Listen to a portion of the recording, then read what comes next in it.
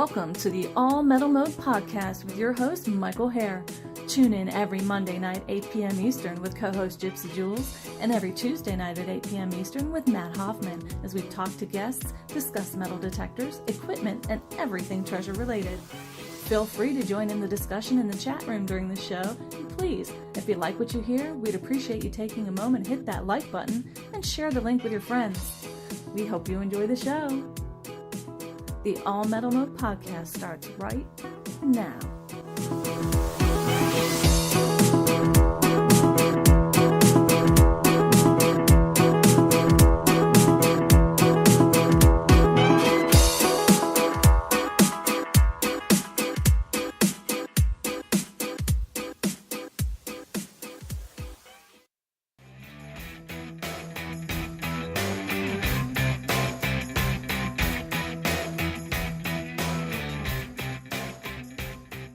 Nokta Macro Detectors is the fastest growing manufacturer in the industry, and for good reason. Many detectorists, including Mike Hare, call us the most innovative, but we're so much more than that. We listen to and care about our customers.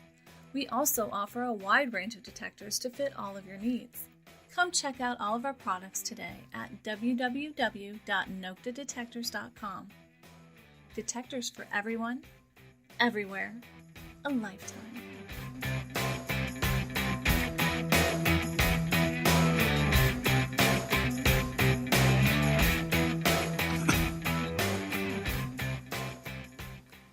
Hey everybody, this is Mike here, and you're listening to the All Metal Mode podcast with myself and Mr. Matt Hoffman. Yeah, good times. Hopefully I won't have any coughing fits last night. That was all bad. Check us out, All Metal Mode on Facebook, All Metal Mode UK podcast, All Metal Mode podcast UK Facebook, Nokta Macro USA on Facebook. And, if you got a Nokta Macro, if you're interested, I made one. There's some good Nokta Macro groups, but there's a lot of, I made that because there's a lot of people in other countries, and it's kind of a challenge, and I wanted to, Nokta Macro's really growing in the United States, so I wanted a place for us there. All Metal Mode UK is every Thursday night, 8 p.m. GMT time, which is 3 p.m. Eastern Standard Time. If you haven't caught those shows, I highly recommend them. We have had just some fantastic guests on there, and it's just doing really good. We're about 6 months into that show, and it's been amazing. 2019, real quick, allmetalmode.com. You can find my articles there. If you're interested in reading my latest articles, I said last night I've got a couple new last week, and then there's some more in the works. Just got to find the time to get them up there, and well, some of them got to be finished written and all that because kids are crazy, take up all your time. 2019 Watts Rendezvous. 3-day gold and treasure hunt, June 21st, 22nd, and 23rd, Mancos, Colorado. You want to go. I'll tell you what, I wish I could go to that. I really do. $215 per person. Cutoff is April 1st. Last night, if you didn't catch the show, we had Dorian Cook on.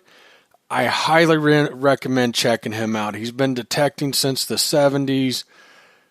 Full of knowledge, Civil War battlefields and stuff. He's written 5 books. I believe 3 are on battlefields of Kentucky, Civil War battlefields in general, or Civil War in general.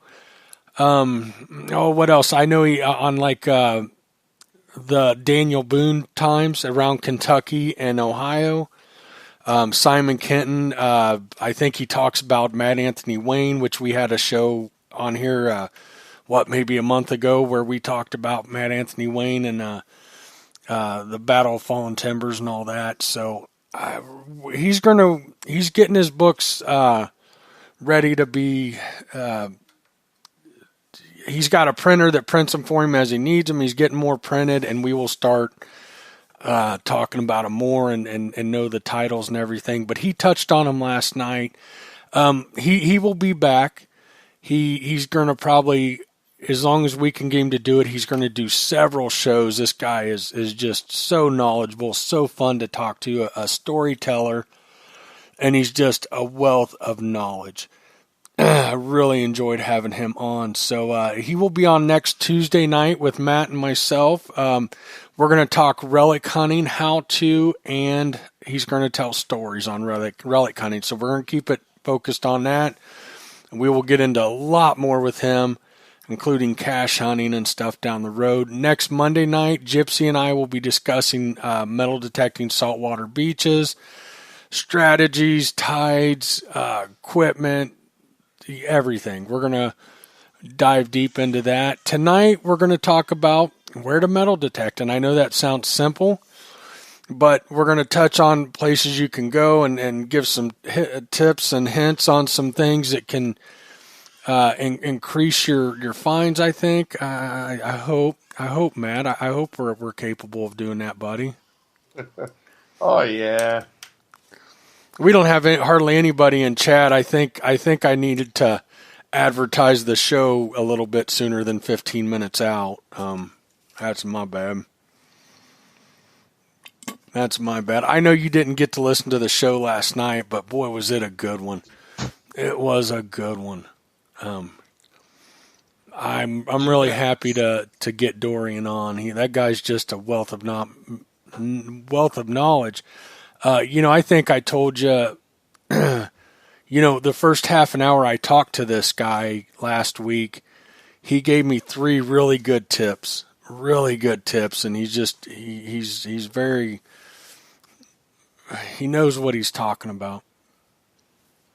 How's your week been?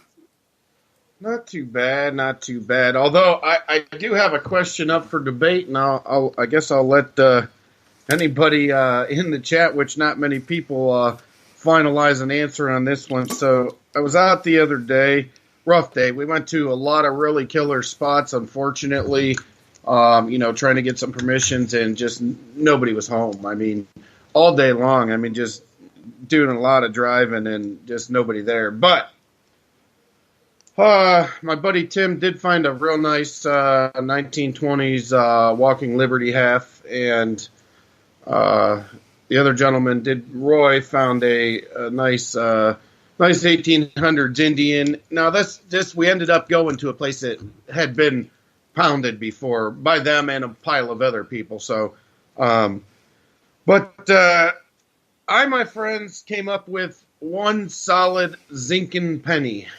and quite honestly, that's all I found. I did find a round ball too, but that doesn't even count because it was mangled up. It didn't even look good. So the debate is, Tim said, well, then you didn't find anything. I said, no, I found a legitimate zinken, so that still counts. So the verdict's out on whether my find of a Lincoln penny that was zinc actually counted or not. No. You're taking me down too, huh? No deal. Oh, man. No deal. I don't know. I say it's still legal U.S. tender, and Nope. Oh yeah. Nope. Don't count. Yeah.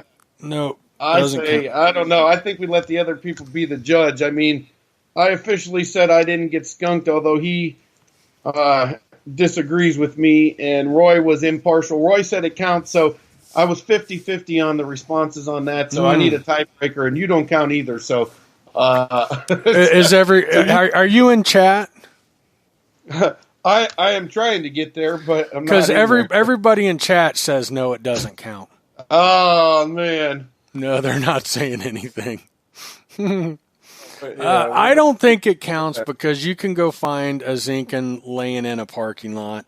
It's not. I mean, all joking aside, would I count it myself? No. Yeah, Bill. Yeah, Bill Hayes said only if you were bluegill fishing. Steve said you may not have been skunked, but you are leaving an odor. Oh yeah, yep. I like that one. Mm-hmm. Yeah, I'll accept that it was the first skunking I've had in maybe ever. Here, let me fix this up for you. The Zinkins are common. They rot out. I mean, it's too common of a find to when you're comparing it to a walking, you got skunked, and it doesn't really count. But the musket ball, if it's an old one and not out of a modern shotgun, that totally counts to me. Well, it had a nice white patina on it. But there you go, counts. I would say that counts. I didn't even bring that up to them because, they were going to say I was skunked either way because I didn't have nothing but a Zinkin. So, yeah. Now the Zinkin doesn't count in my book, but the musket ball totally counts that you didn't get skunked. Yeah. So I mean, I will say, all in all, it was a long day. We had fun, and we did get a few places, but unfortunately, some of the spots we had really lined up were really hopeful for. That all backfired. But yeah, it was the unfortunate part is really that we weren't able to get in touch with any of these people prior because they didn't have phone numbers that were listed that we could find anywhere. So it took long drives on a chance that they would be home, and it didn't work out. And they were not. Yeah. It happens. It happens. We all have days like that, though, and you just got to take the good with the bad. I could tell you were frustrated, and I know you were driving around, and that kind of fits in with tonight's show of where to go. There is stuff all around you. I years ago, I hunted with a guy who wanted to go down here, an hour over there, an hour over there.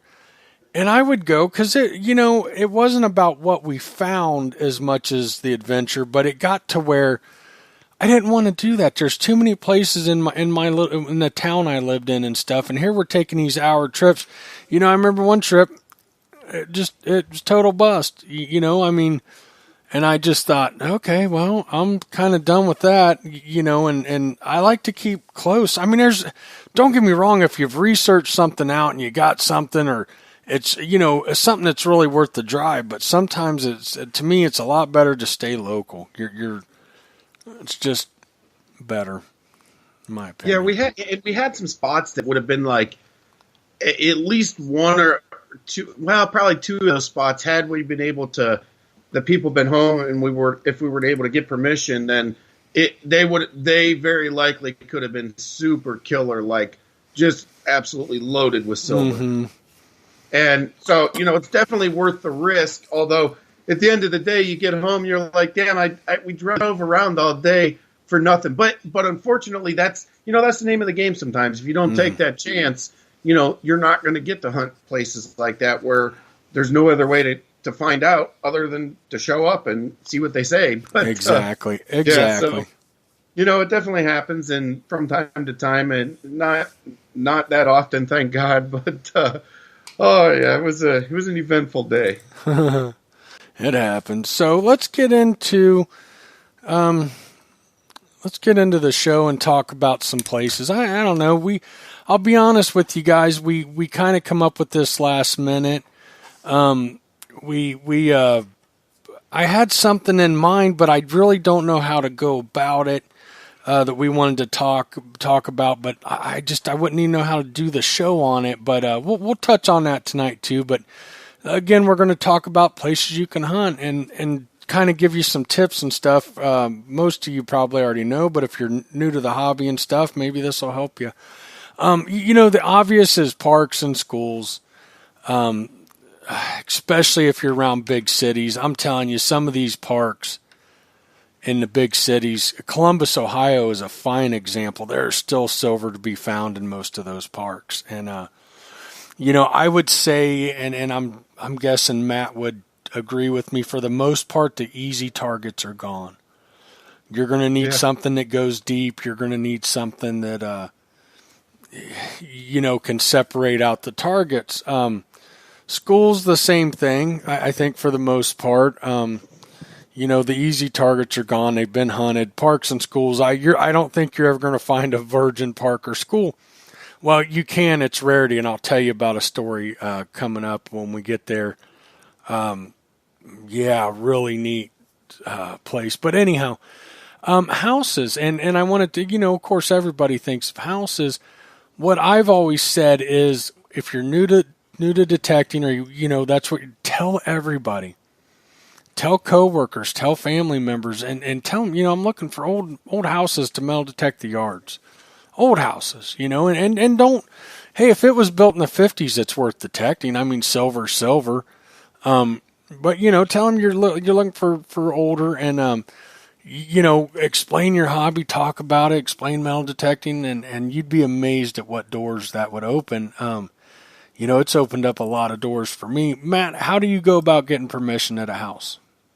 Houses are very simple. And actually, while we're on that subject anyhow, let me tell you, I just got a permission last night for an older house. And so I heard my dog bark, and I looked outside, and turned out it was the True Green ChemLawn guy coming to put fertilizer and stuff on my yard, because I'm a slacker and I don't like doing that no more. So, but anyhow, so I ended up, showing him the property boundaries and whatnot, and got to BSing with him. And I said, let me just throw this out there. I said, either you guys have an old house? And they're like, well, I'm like 1800s. And he said, no, well, no. He said, well, my mom and dad do. And I said, let's talk. They're like, why are you asking? I said, well, I do a lot of metal detecting. Let's figure this out. So, make a long story short, as crazy as that seems, the more people you ask, the more likely you're going to find yourself getting into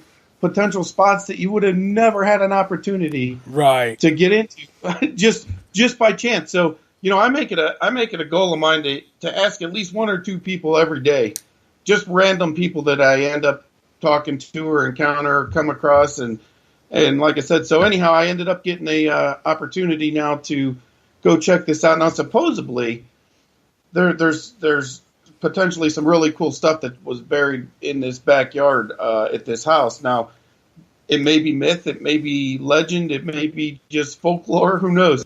But we're going to find out if it's there or not. What is it? What is it? Supposedly, there's money buried in the yard. From who? I don't have the full details on how it got there. However, the guy called his mom up, and he called his dad to ask him about it again. And his dad's like, "Oh, that's just stories that have been told about this place." And his mom's fully convinced it's there too. So I said, whether it's there or not, who knows? But it's still an old property that I can go detect. So it's a win-win for me either way. I'll tell you something that's really smart, Matt, because I'll tell you guys, I hate going up and never met anybody and knocking on a door and asking permission to metal detect. But if a friend told me about it, hey, I'm friends with John, and John told me to come knock on your door, I have no problem with that. Absolutely. Or I talked to your son, or this and that, or, somebody told me to talk to you. That's the icebreaker I need. And that becomes what is stressful to me becomes really simple. If somebody told me, it's a good end. It's a good way to relax somebody when you're a big, fat, hairy guy coming and knocking on the door. Well, yeah, same with me. When you're a big, fat guy like myself, one thing that I find in a lot of cases, I'm fine without it either way because I enjoy talking to people regardless. But like if you've got your eye on a few places, map it out, print up like a Google Earth image, maybe some data from the auditor's website and showing some detail about the house and the age of the house and stuff like that. And, have a printed out paper with you when you go to the door to talk to them. And I find that, once I start explaining, and that way people understand that you're not just screwing around. You're serious. You're about what you're trying to do and what you'd like to do, and you're not just, I think they can take you more serious at that point. And I think for that matter, sorry for that. I'm reading a comment. But for that matter, and plus, like, okay, so I ended up getting more information off a guy the other day that had lived in this farmhouse by having that map and mentioning, I was showing him that map, and the second he started looking at it, he said, oh, well, this guy Kurt's over here and this over here. He knew all kinds of stuff that I didn't have details from that on the map that he had known, and just it furthered the conversation, and also actually it led to he ended up telling me that he had a picture in his house from an area on his property that somehow documented that Matt Anthony Wayne had camped there on his way from Fort Meigs, or it's not Fort Meigs, Fort Pitt to Fort Wayne. And we had saw a notation on the map, and this guy not only knew that, but he verified what that thing said. And, now, unfortunately, we still needed to talk to his grandson, even though he's the owner of the property. The older gentleman was, but it's getting split up between his grandson and son and whatnot. But nevertheless, he was more than happy to talk to me about it, and welcomed me to come back and get a hold of his grandson and everything. But so yeah, there was I think that itself. I mean, I think having just some additional information with you right off the bat sometimes can really change a person's mind on if they're getting ready to shut you completely down. Although, right. I mean, obviously it happens sometimes. Sometimes there's just no chance it's ever, no matter what you're going to do. But, that's one thing I find that seems to work. Yeah, that's real good. And I'm with you on asking. I have no problem going up to a stranger, and finding a way to break the ice, and then leading into, hey, I metal detect, how old's your house? I'm good at that. I can do that. But just going up and knocking on somebody's door cold, man, I don't like that. But now, like I said, even if somebody says, hey, my friend John, he lives here, lives right down the road, go knock on his door, then I can say, hey, John, I was talking to your buddy so-and-so, and that's good enough for me. But man, I hate just knocking on doors. Fields. I mean, fields are a great place to hunt. That's my big thing, overlaying, finding where stuff was, 100 plus years ago, and all that. And oh yeah, Bill got the MI6 plugged in. Sorry, sidetracked here, but yeah, no, I was gonna say something myself. I saw that, and I'm like, I'm a fan. I'm a huge fan of that. I don't think you knew this, but he just bought a Knox from me, the 800. Oh, nice. Really appreciate the business, Bill. I sure do, buddy. And if you need any help, get a hold of Brian, because I don't know anything about an 800 yet. Or Matt might be able to help you. I know the settings, and I know all the settings on the machine and stuff. I still have limited time, unfortunately, on that machine. But I can tell you that the MI6 is amazing. Did I ever tell you about the time I met Bill? No. Have you heard the story? All right, we've said it before. I'll make it quick. So Bill got a hold of me because I had an AT Pro in stock. This is when I was a dealer down in Lancaster, Ohio. And he's from Zanesville. I was from Lancaster. That's probably about an hour's drive, I would guess. And so we decided to meet this little town in between where I'd metal detected before. And it's a big park in a little tiny town. And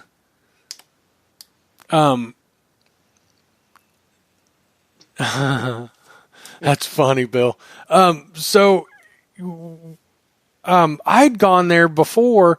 Now, there'd been a fairgrounds at this park, early fairgrounds, but I'd never found anything, man. I don't know if it was pounded. I don't know if it wasn't true, but I had never found anything in this park. But it was a good place to meet people that were like, coming from Zanesville area and stuff. So Bill and I met there. I'd gotten permission from the guy that mows and stuff, and he's like, yeah, people metal detect here all the time, no problem. No issue, just cover your holes, typical park stuff. And this is a real small town. So me and Bill meet up, and we're playing with the AT Pro and digging a hole, and this guy comes up on the tractors like screaming at us, and neither one of us are little guys, and but I've never met Bill before, and this guy's kicking us out here, yelling and screaming, and so that's how it went. But the true story, I think I'm kind of glad Bill was there. I'd have probably ended up in jail. I'd have probably dragged that guy off this tractor and beat the shit out of him because he was so rude and nasty. But the deal was, so I called the city, and I said, what's the deal? It was no problem before. This guy comes up yelling and screaming, and the mayor, I mean, it's a small town. I'm talking to the mayor, and he said, well, we got a new parks guy, and he's an archaeologist and this and that, and, doesn't want anybody on the park. And I'm like, well, does he have that say? And he's, this is a small town, and, but it ended up, not welcome back, whatever. Don't care about your crappy little park. But, so that was the first time Bill and I met. I got us thrown out of a place. So, that was interesting. But, fields are great. If overlaying, there's I still overlay. I'm old school. But there are other things. What's the one program, Matt, that you can get enough waypoints, put it in your phone, and it'll show you where all the old houses and stuff were? Oh, well, I don't know about that. I'm not sure what you're talking about there, but there's an app for your phone. If somebody knows it in the chat, just yell it out. Field hunting is a blast, though. It is absolutely my thing to do. Find where old houses were in the 1800s, mills, taverns, hotels, towns. I've hunted where whole towns were. Yeah, Maparika, you can set it up. You match up enough waypoints, and then you're off, and you can drive, and it'll show you where the old houses were and stuff. It's a really neat program. But so field hunting. What else? Sidewalk tear-outs, man. That's where it's at. That's a good one. And between the sidewalk and the curb strip, and I'll tell you, a lot of times, if you go onto the cities, I don't know about all cities. Depends on the size of your city. The cities, a lot of times, if you go to the council meeting minutes and stuff that they post on their website, you can find information and money that's allocated for projects such as sidewalk tear-outs and replacements and stuff like that.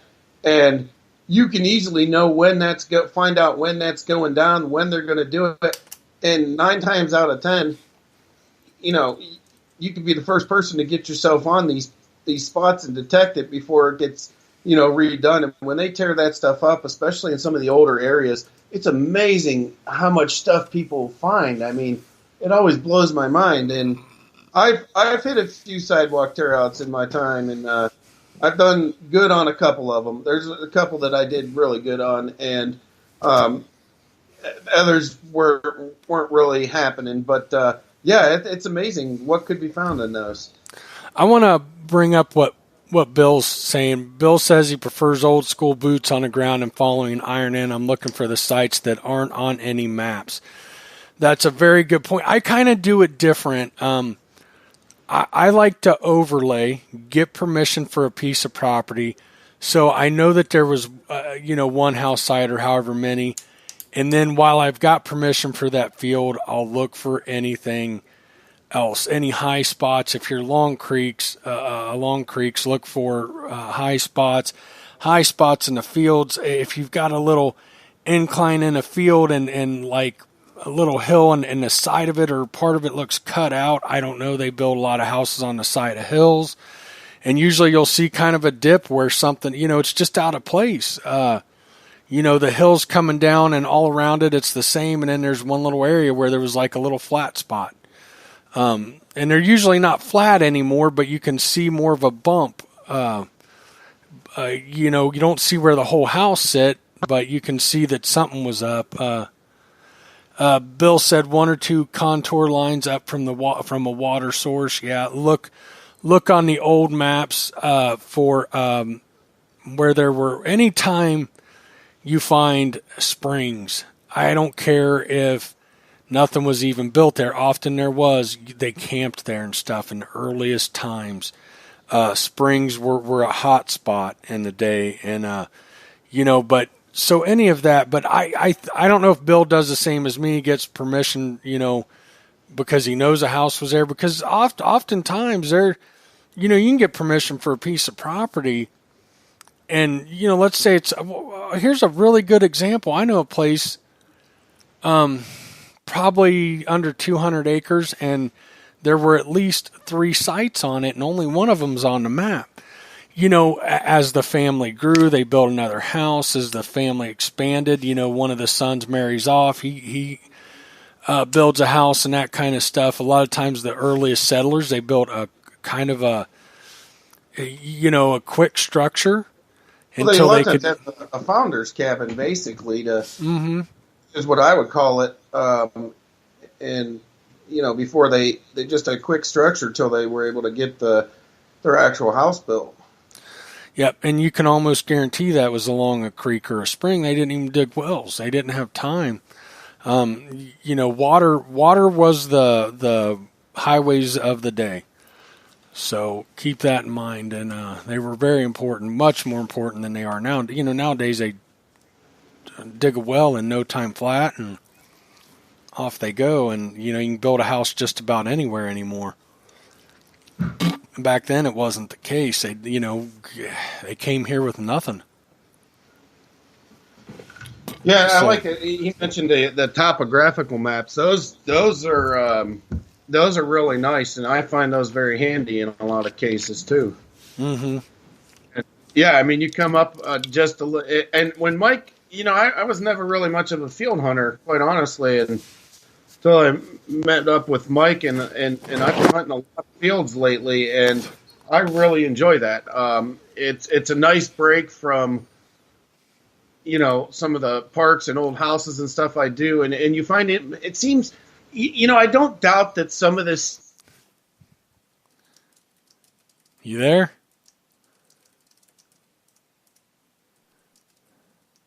Hello. Hello. Well, we lost Matt. I don't know what happened. Let me see if I can get him back. It won't let me. Sorry about this, folks. We're having some technical difficulties. We lost Matt. Come on, Matt. I don't know. Skype is being. I didn't have enough time.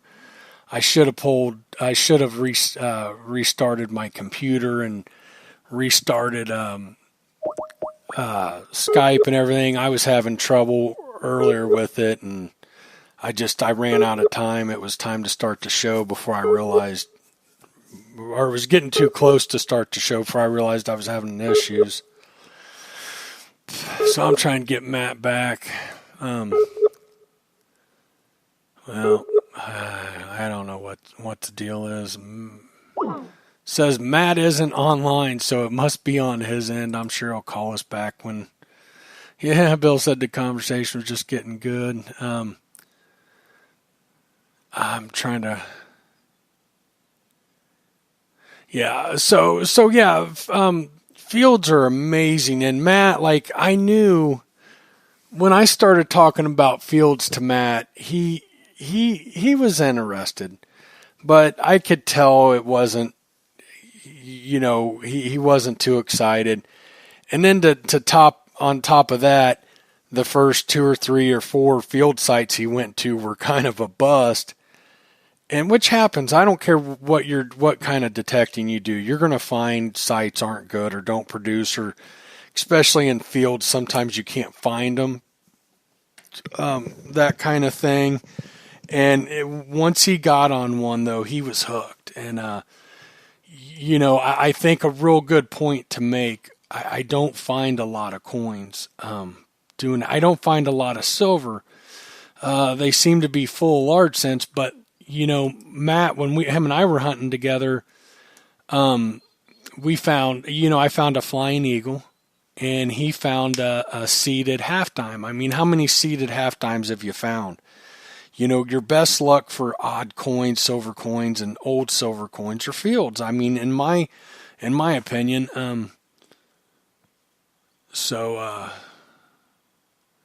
Just seeing what's going on. I don't know what happened to Matt. He hasn't texted me. I don't know what's going on. Hold on one second. Let me see if I can.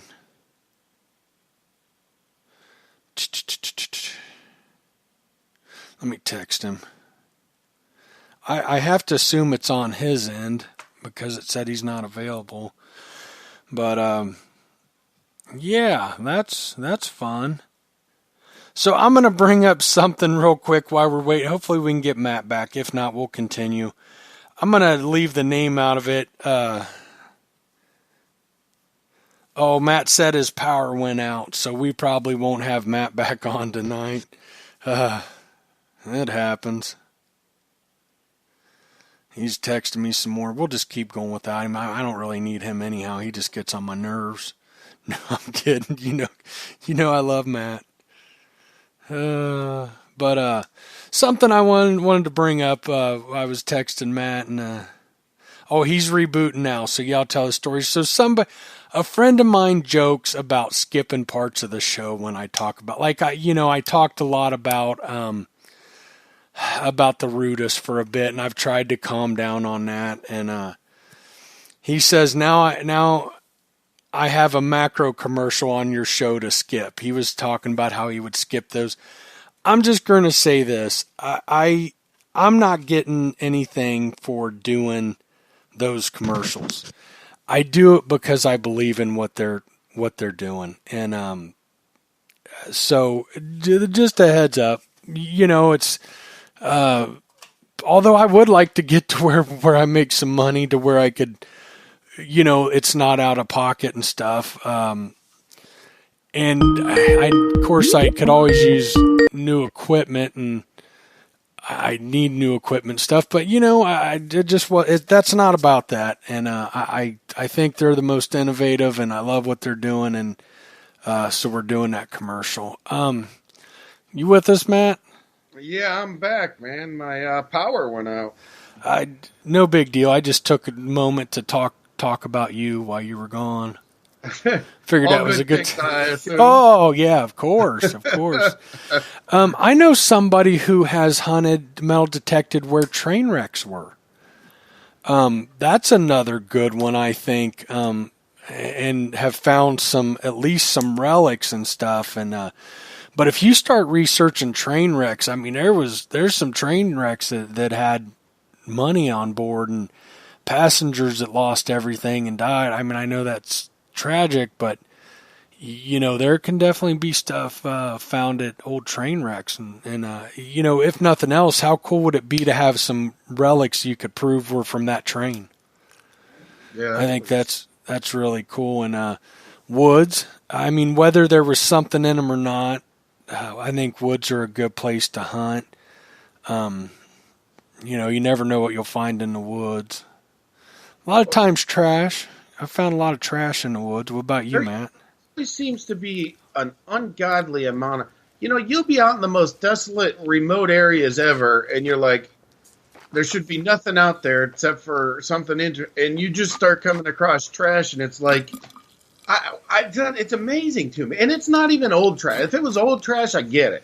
Like, I understand. It's modern stuff, and I'm like, what the hell is this doing out here? Like, I don't even understand.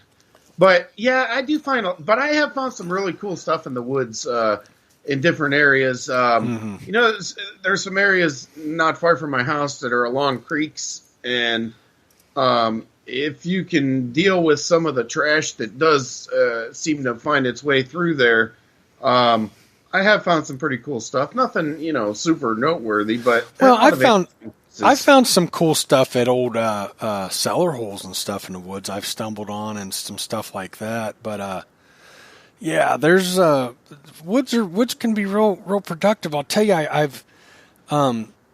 I'll I'll tell you where woods are really can be kind of good. So many years back, I was hunting a site that it was a school, and behind it was woods, but it was all a steep hill behind it. And I pounded that site, pounded it. And I never pulled one silver out of there. And one day I thought, I'm going to get back in these woods. It's on a steep hill. As soon as you go in the woods, it's steep hill on two sides. And I'll try. And it was more brush than it was trees, but there were a lot of brush and thickets. Man, we found wheat pennies and Indians, and my brother found like an 1870s 8 real, 1880s maybe, like not like early Spanish, but it was a big silver coin, and people had been pounding that place for years, but nobody wanted to go in where it was the thickets and stuff. And that's one of the best pieces of advice I think I could give you. If you're park, schools, anything like that are public that people have hunted, look for the tough stuff. Here's another good example. A school built in the 40s, right down the road from my mom's. So anytime I'd go visit her, if I had time, I'd stop at school. Never found anything, Matt.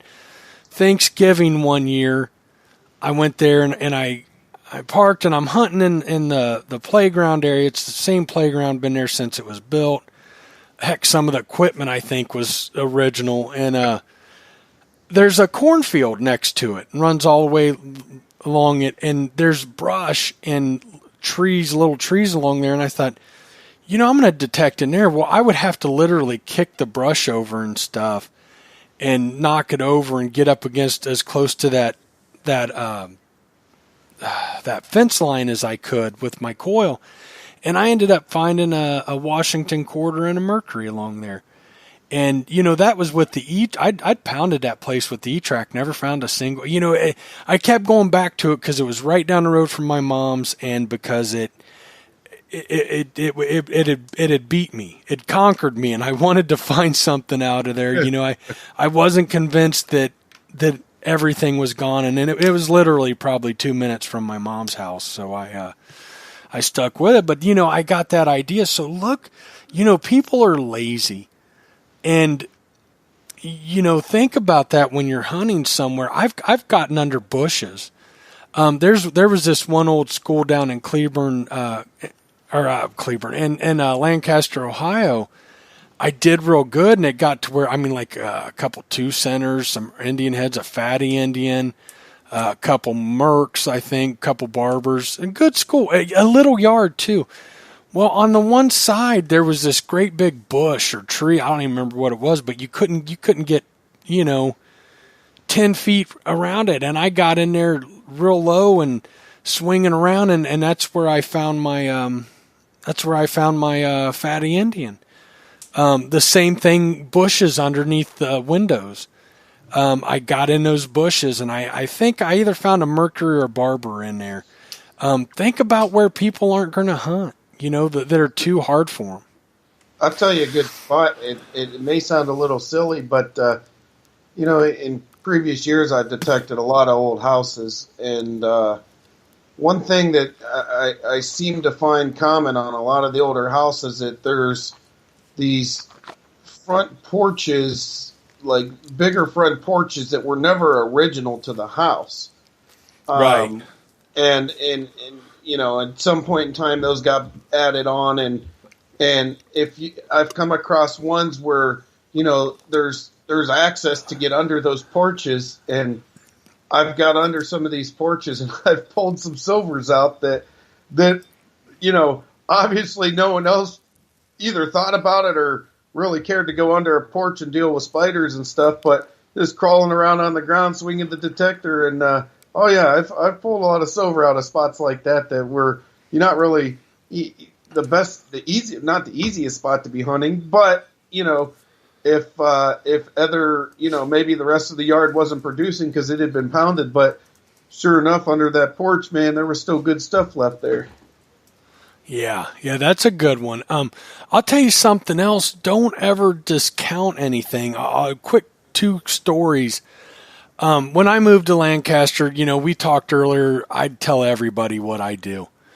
And everybody would tell me the fairgrounds.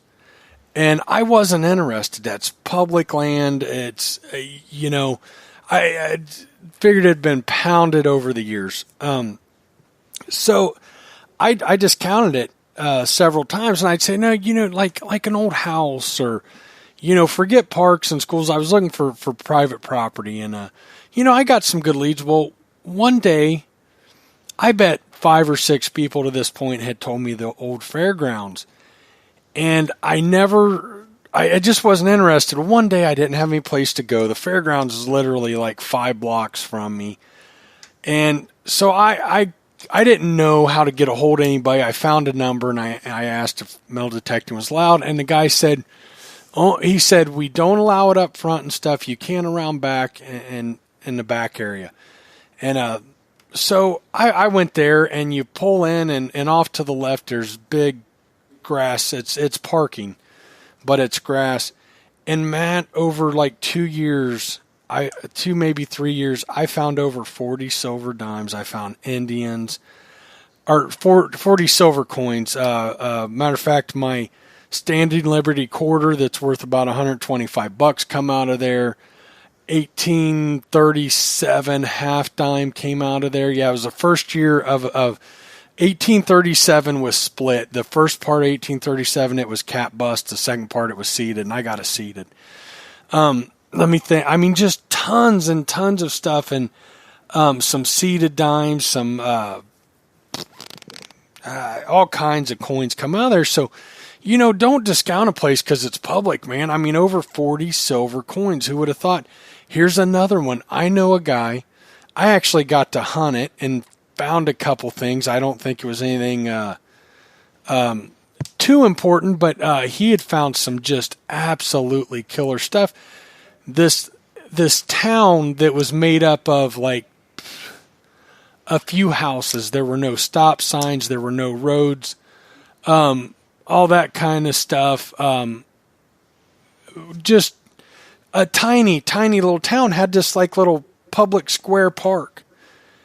And I've never seen so many finds come out of one little place. And they were, I want to say he was finding like 2 centers and 3 centers, like a lot of off the wall stuff. And, you never know until you try it. Don't pass the, and what's funny, really funny story about that. There's a very, very accomplished detectorist that lives right outside of that town. Drove by it every day to work and had never thought to give that spot a chance. And then you got this young guy new to the hobby and willing to give it a shot. And I mean, I wish I could remember. I just remember a lot came out of there. A lot of early stuff, a lot of rare kind of coins, oddball coins and stuff. So yeah. What else you got, Matt? There was a park that not last year, but the year before, and it was in an area of town that, going back to when I was in middle school and high school and stuff, it was an area, the cops tried to even stay out of that area.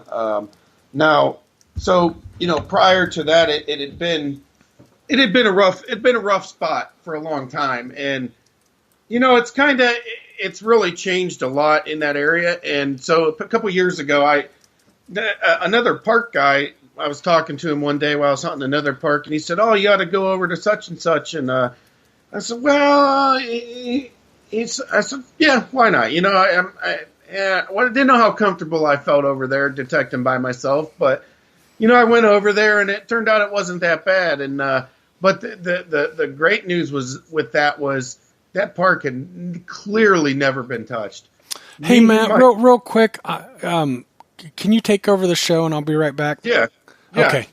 So me and my buddy Mark absolutely killed it out there. I mean, now I'm not going to sit here and say that we found super, super old stuff, but Standing Liberties and early Mercs, There was, well, we did get an Indian or two. Did find a large cent out there, but I mean, we pulled a ton of silver and just wheat pennies like you can imagine. But yeah, it was one of those places where I think a lot of people were afraid to have detected it over the years because it wasn't the best area of town. But over time, things changed sometimes, I guess, in places like that. And the really cool thing was that there was all these little kids that live in some of those houses around there, and they're all just hanging out and super excited when they see a guy out there with a metal detector because they've never seen anybody detecting before. And so they're following me around, and and I'm giving them all the pennies and any clad or anything that that I was coming across. That so yeah, it worked out good for me actually. I'm glad I decided to go there because we found some very interesting things. Found some nice jewelry pieces and some real cool tokens, and a lot of the stuff that was there was early World War One, World War Two. They had some military housing is what it was originally built for, and then it just became basically some low income housing over the years. But it luckily it had cleaned itself up enough to the point where now I'm not going to tell you that. I mean, did I see there was a guy selling drugs out of his house across the street from the park every day I was there? I seen him, of course. Yeah, it's still not the best place, but once again, a lot of the crazy stuff no longer happened there. So, yeah, that was a really cool place because it's not too often that you'll get to a park, especially a park, that just hasn't been detected and most times hasn't been pounded. Although I will say, I have found a lot of silver in parks that I know have been detected hard for years, but I think people get very discouraged with a lot of the trash, and they may not have, they may be going in there with a machine that's just, maybe it's not the best coin hunting machine, or maybe it's just a mediocre machine to start with, and it seems to make all the difference in the world because I've done really good at places that literally should have been, there should be nothing there anymore. I mean, as much as they've been hunted, and I've pulled a lot of deep silver, and I've pulled a lot of stuff out amongst a ton of trash. So, parks, obviously, maybe not your first choice, but when you got time and they're close by and you don't have nothing else going, I mean, I'm a big fan. What are you talking about? Oh, I'm talking about how much stuff is still like these parks have been pounded for years, but man, if you got the right machine and you know how to use it and you're patient and you're willing to sift through trash and modern trash, there's a lot of stuff that's still there that most people can't find. I mean, if you've got the right equipment, I'll tell you what, I used to tear it up in the Columbus, Ohio parks. I believe that. I mean, and I've seen amazing stuff come out. Yeah, I agree. They're challenging, because there's usually a lot of modern trash and stuff. I'll tell you why you're on that subject. Parks in the ghettos. That's what I just got done talking about. If you've got the nerve. Yep. I know a guy. I know a guy who has killed it in the ghetto parks of Columbus.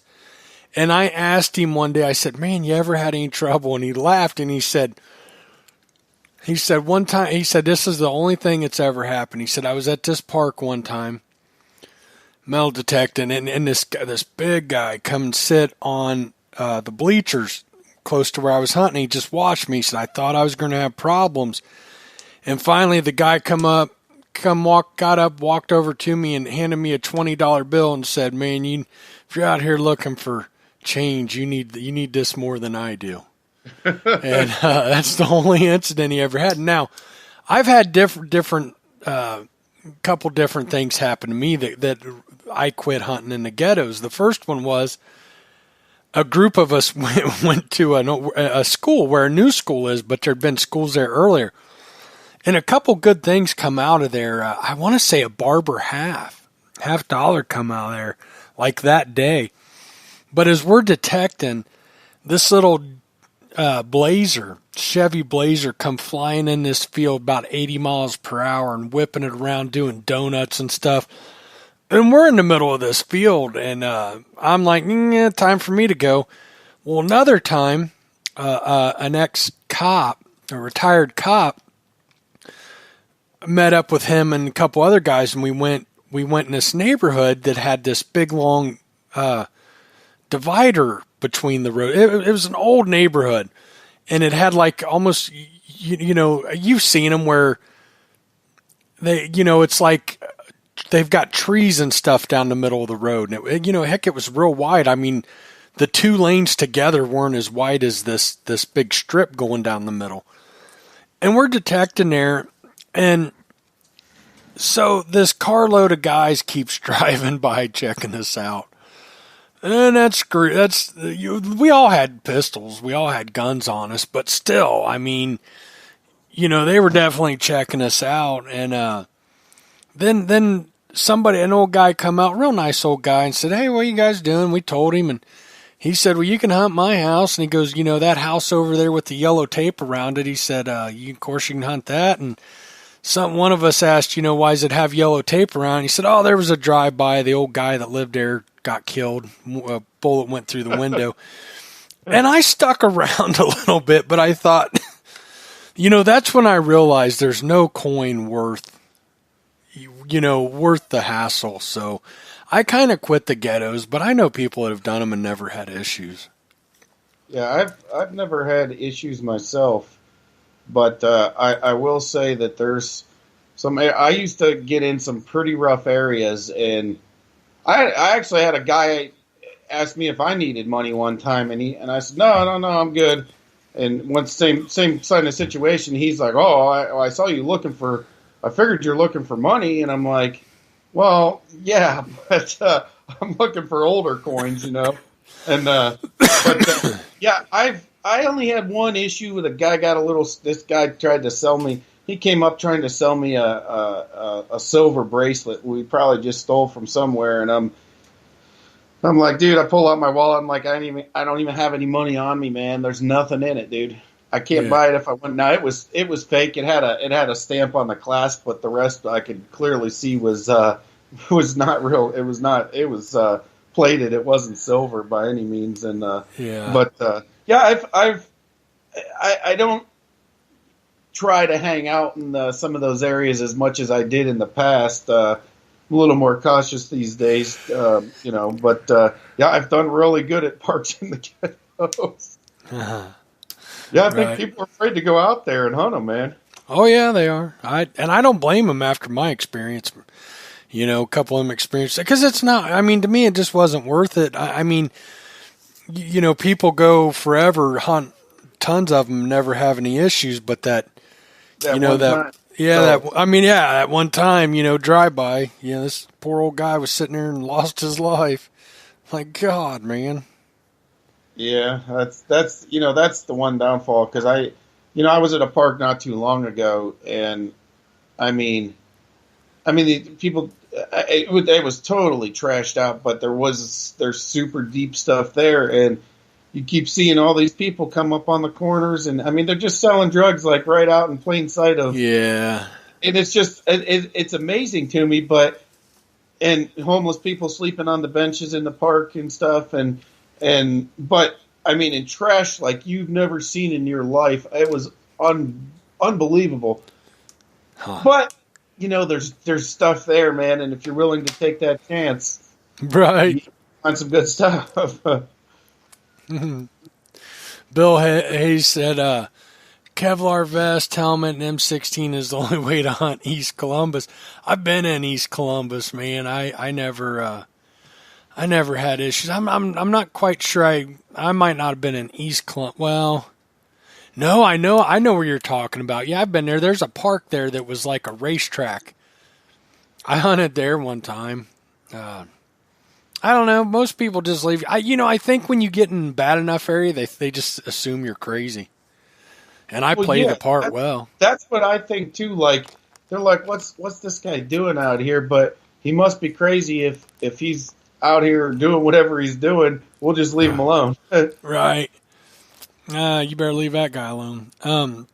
We talked about sidewalks and curb strips, and here's one you mentioned earlier that I think's really good, and I gotta admit I've never hit one, but swimming holes, old swimming holes. You know, my mom tells stories of my grandma taking them swimming when they were, stopping by a creek, and it was the old swimming hole, and I mean, every little small town has them somewhere. An old swimming hole. I know a place where I grew up that people along the river there was a hole, and they'd go, it was deep enough, and there was always a rope hanging from a tree, and they'd go out there and do that. I know where there's a gravel pit an old gravel pit that, obviously no longer in use, everybody used to go out to, and so, yeah, there's definitely places like that. Swimming holes can be really good. I got a old swimming pool story for you. My brother's brother-in-law, his boss hunted an old, Your boss's cousin's second wife's father on her mother's side? You just nailed it. Perfect. Oh my God, how'd you get that? Got permission at a really old, still in use swimming pool. And he found, I don't think it was hundreds. If I remember right, it was thousands of silver coins. Like bucket loads. Like he went under the changing room, which was like wood, like the changing area or shower area. I don't know. It was changing, and just buckets of silver coins. Yeah, I mean, and those kind of places, they're still exist.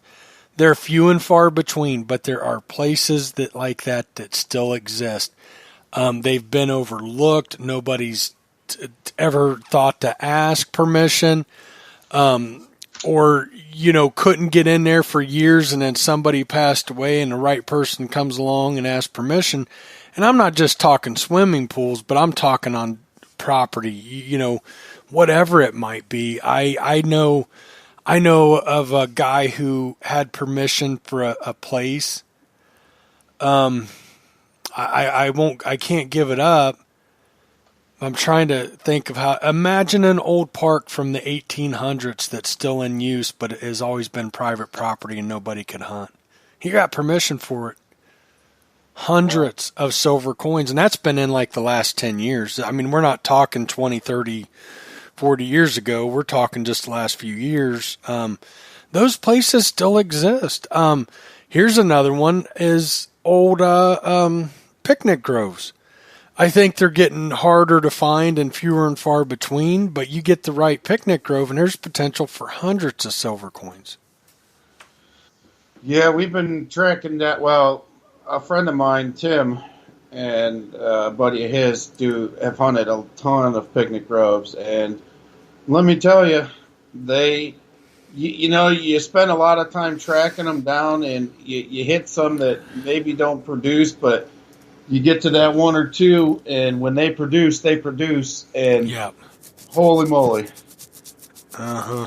Sometimes it takes, just thinking outside the box. I'm not saying I do, but, luckily enough people have in the past and given me ideas, but, there are places out there. There's no doubt in my mind there's places still exist that have hundreds of silver coins in them. You just, you gotta think about it. You gotta do your research and stuff. That pool, like I said, I think thousands of silver coins came out of there.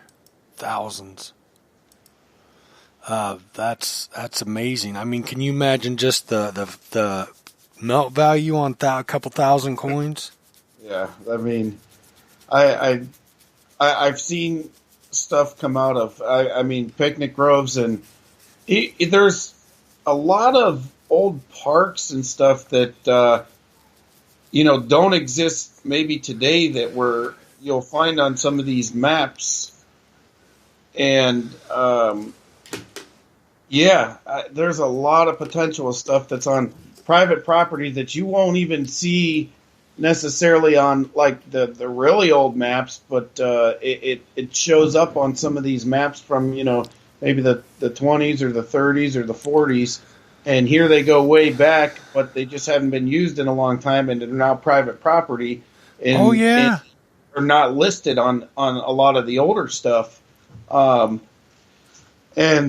those are we stopped to try and get permission at one not too long ago, and unfortunately, we weren't able to get permission. But I mean, I could only imagine this place was like, oh, it has got to be loaded, absolutely loaded. I just found something kind of local to me, kind of close, not in this town, but close, where a park, and it shut down. I want to say it was like by the 40s, but it was there in the teens. And it's woods now, and not only is it woods, it's fenced off. And it's on, of course, it's on private property. Now, the problem is a company owns it, and it's all fenced off. I doubt I'll be able to get in, but I'm going to give it a shot. Can you imagine a park that, has probably never been metal detected, that was there for almost 40 years? Yeah, I mean, that's when you get in places like that, and it's unfortunate a lot of times when corporations of any sort or companies own a property, 90% of the time the answer is going to be no, unless you got some special in with somebody that that can really pull some strings. And, a lot of that comes down to liability. There's a spot not far from my house at all that would have had a nice picnic grove on it. And actually, I never realized that the house that sits out there was near as old. It must have been added onto a pile of times over the years. The house was, like 1850s, and I would have never expected that. But unfortunately, there's a dairy company that owns all that property that's right behind or right where that. Have you tried? I haven't tried because it's a lot. I mean, that'd be like. I mean, I already know the answer. The answer is no. You don't know that. You never know till you try. I'd be willing to bet all my metal detectors on it that the answer is a no. Hey, Should I go try? Yes, but I know guys who have pulled up to mansions with well-manicured yards and chuckled to themselves, I will never get in here. And they go knock on the door, and the owner's like, yeah, help yourself, go have fun. So you never know till you ask, man. And I know, and I agree with that too, because I say that all the time. You don't know until you ask, but based on my experiences and track record with attempting to get permissions on places that are owned by corporations and stuff and businesses, not so much business but bigger corporations, the answer always comes back as no, and it's unfortunately because everybody's sue happy these days, and they get hurt and then they sue the property owner, and and it's unfortunate, but that's what it comes down to. So real quick, I'm going to go start a GoFundMe for a pair of bolt cutters. Ken Guthrie had this idea, a set of bolt cutters so I can hunt that park. But I'm going to take that one step further. I'm going to need bail money. I'm going to have to figure out how much that's going to cost me, and I'm going to start a GoFundMe for a pair of bolt cutters and get me out of jail. So bro. And then Bill said he'll have bail money from his pool fund because he's going to go suck all the coins out of what was it? Oh, one of the at Caesar's Palace. Yeah. He's gonna go. He'll bail me out with his pool fund. Yeah. Oh boy, we got a scheme going. I mean, a plan going. Yeah, good times. So, I mentioned old fairgrounds. Look for old fairgrounds that have. It seems like a lot of the early fairgrounds moved. They weren't there real long. I've come across several where they were there for less than 5 years or so, and then they moved to a new place. So look for old fairgrounds. Excuse me. Where fairs used to set up. The fairs were huge when they came to town. They usually set up outside of town and, tents and everything else. Old horse race tracks.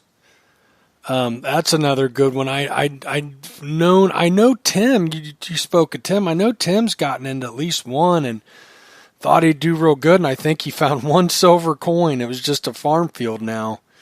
I just thought that we hunted an old horse race track that's in a farm field now. Me and another buddy of mine, Matt, and I'll be honest, we were expecting we were going to kill it, and we found pretty much nothing. But it had been when they turned that into a farm field as opposed to the horse track that it was. They've clearly moved a lot of dirt, or somebody's been in there. Well, no, because it's like even like from the barns and the sheds and stuff that were on that property that we know were there. Like there's the iron's not even there, so like it's just all out, unfortunately, and I was very disappointed because that could have been a killer. Well, spot. You lead into a good place to end, although we're not quite ready to end. That right there is what makes any spot potentially good. Where did that dirt go? Yeah. It's probably spread on a field that was low. They took it to another farm field that was low and had trouble with drainage. And so you just never know. One time my brother and I, we had permission at a township building. And it was it looks like a modern pole barn, but if you look at the foundation, it's brick. Well, when you look it up, I had known this. That it was an old church in the mid 1800s. And matter of fact, back in the woods, there's headstones. But they had hauled a bunch of dirt in, and he found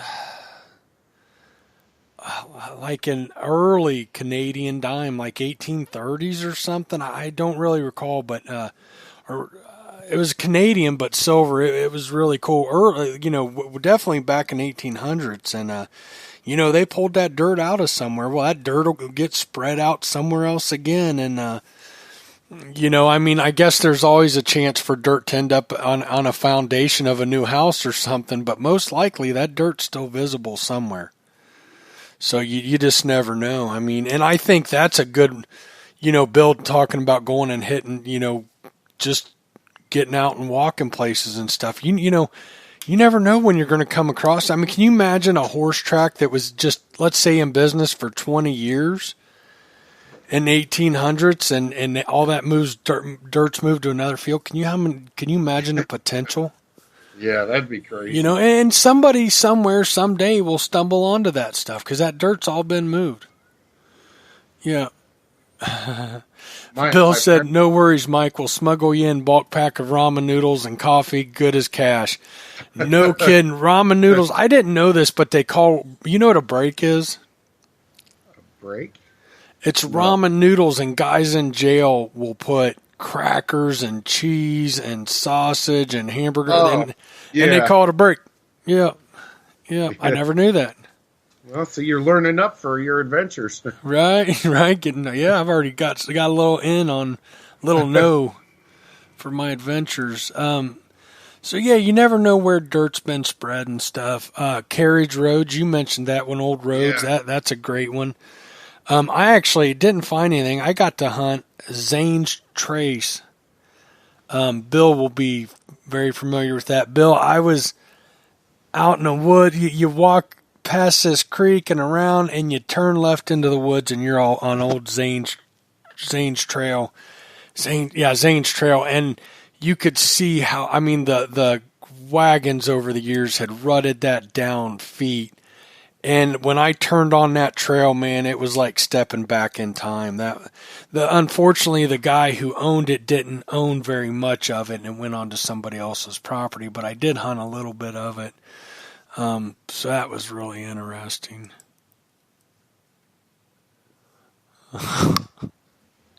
Oh, Bill, he's like our comedy relief, I'll tell you. He's a regular old All Metal Mode podcast comedian. Right. King Guthrie said, what about tent revival sites? That's a great one. I actually tracked down one from like early 1800s even, and man, I couldn't get permission on it though. I was excited about that because they'd set up there for many years in the summer, and man, I couldn't get permission. Anybody else have any others? That's brilliant, Ken. Absolutely. Tent revival sites. Anything else you can think of, man? I'm trying to think. I mean, I know we'll get off here and we'll each come up with 50. Yeah. Oh, I'll tell you one that I wanted to bring up. Our show tonight was going to be about blockhouses, and I just couldn't find a way to make a show about it. So I thought I would include it. And here's my whole point. If you do a little research about blockhouses were built to defend an area. Sometimes they were built within forts and stuff, but a lot of times they were standalone buildings. And the thing about them is they weren't built as long-term structures, but what they were usually 2-story, and you could shoot from the second story. It was, a small fortification to defend yourself. During the War of 1812, they popped up everywhere in places like Pennsylvania, Ohio, Indiana. Yeah, I want to say, I think Indiana was getting established by then. All the states bordering Canada especially, because they were really concerned about the British coming from down from the north. And so many of those are lost to history because they weren't meant to be around for a long time. They were temporary fortifications pretty much. Oh, yeah, really smart one, Bill. Campsites along known trade routes. Yep, folks usually traveled 16 to 20 miles a day. Exactly. So, any old routes, and you can even, I know 16 to 20 miles is a lot of distance to cover. Look for water, look for creeks, look for, if you've got an old route that was there in the 1800s and stuff, early routes, and you can look those up and usually find them. They look for water holes along the way and stuff, and that's a good one. Yeah, Bill Hayes said old tavern sites. Absolutely. I got to hunt an old tavern site. It actually set, Bill, like this along Zane's Trail. It was built in 1800 something, if I remember right.